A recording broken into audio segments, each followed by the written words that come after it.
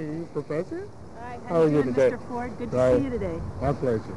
Aspen Farms is a place to grow food and flowers, a place to meet friends, a place to build and learn. It's a source of pride, a bright spot in Mill Creek, one of Philadelphia's poorest neighborhoods. Surrounded by well-kept homes, it's the center of an island of renewal in a sea of devastation.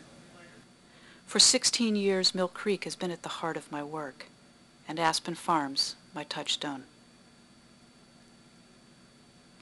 When I first saw Aspen Farms in 1988, it already had its signature mural, had already won the prize for Best Community Garden in Philadelphia.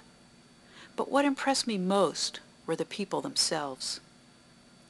Like the garden's president, Hayward Ford, who told my students, "If you can't improve each year, why be here?" The students were there to design a new meeting space for the garden. Ford had heard that the West Philadelphia Landscape Project, then in its second year, had funds for building gardens, and he asked for our help. One of my students, John, returned to the garden again and again to speak with Mr. Ford, Mrs. Williams, and others, and took their insights to heart. When the students presented their proposals, the gardeners chose John's. It was built the next spring. Funding for the West Philadelphia Landscape Project ran out in 1991.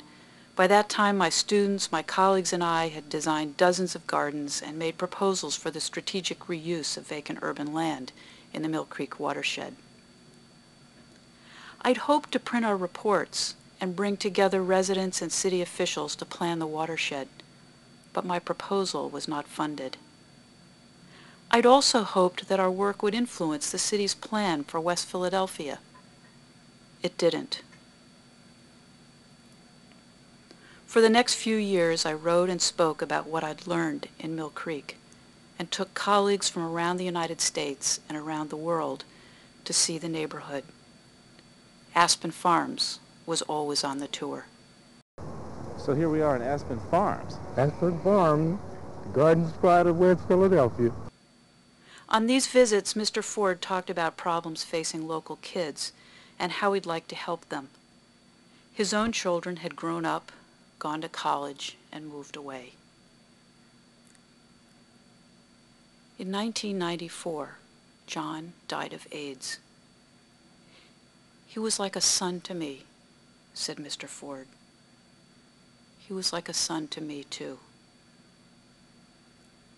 The next year, as part of a project for school, my 14-year-old son spent a day and night with Mr. Ford, who insisted that Sam call him Hayward.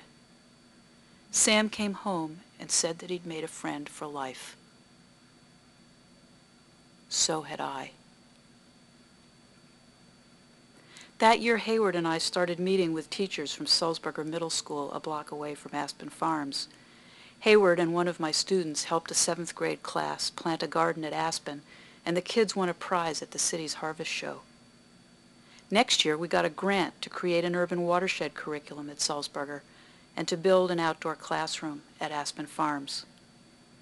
During the school year, our students studied how the Mill Creek landscape came to be and explored what it might become. During the summer, they designed and built a compost bin at Aspen Farms and a pond.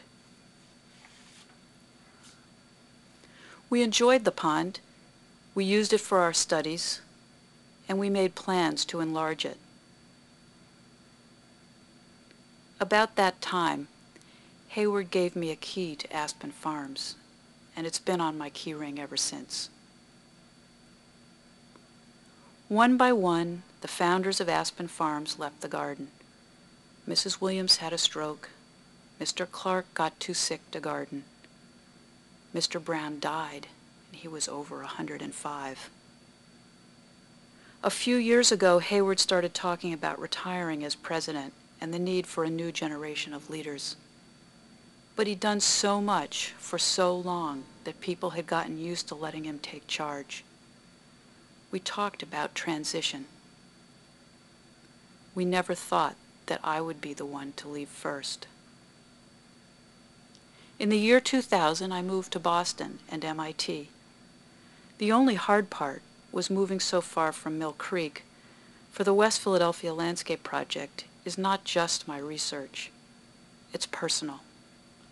As long as my friends are in Mill Creek, I'll find a way to be there. As Hayward said to me last month, we've had 15 good years. You just don't leave family.